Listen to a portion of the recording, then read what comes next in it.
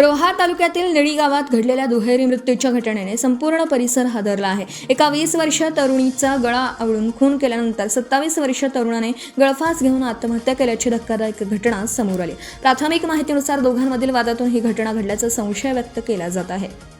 मृत तरुणीचे नाव तन्वी गणेश ताडकर, वय वर्ष 20, तरुणाचं नाव रोहित जनार्दन पाटील, वय वर्ष 27 असं आहे।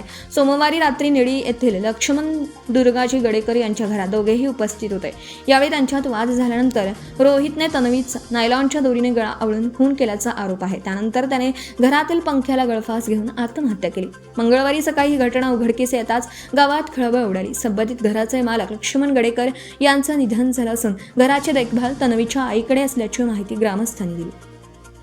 घटनेची माहिती मिळताच पोलिसांनी घटनास्थळी धाव घेत पंचनामा केला। या प्रकरणी रोहा पोलीस ठाण्यात खुनाचा गुन्हा दाखल करण्यात आला असून पोलीस निरीक्षक मारुती पाटील यांच्या मार्गदर्शनाखाली पुढील तपास सुरू आहे। घटनेमागील नेमकं कारण अद्याप स्पष्ट झालेलं नसून पोलिसांकडून विविध अंगांनी चौकशी केली जात आहे।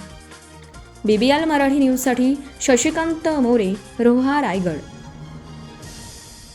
आपल्या रोहा पोलीस स्टेशनच्या हद्दीमध्ये काल प्रियकरण प्रियसीची हत्या केल्याची बातमी आलेली आहे। कसं बघताय, नेमकं काय कारण? रोहित पाटील आणि तन्वी ताडकर इथल्याच याच गावातले लोक आहेत।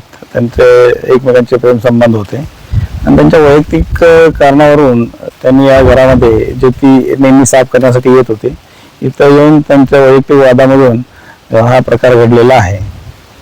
हा जो घर आहे हा कोणाच्या मालकीचं काय माहिती आहे का? एक याच गावातले रहिवासी गडेकर म्हणून आहे, गडेकर म्हणून आहेत, त्यांचं घर आहे। सध्या ते इथं नसतात, मुंबईला राहतात।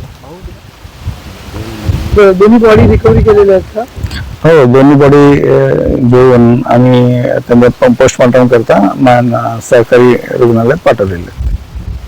आपण पाहत आहात भास्कर पब्लिकेशन प्रस्तुत BBL मराठी, बातमी निपक्ष, सदैव दक्ष।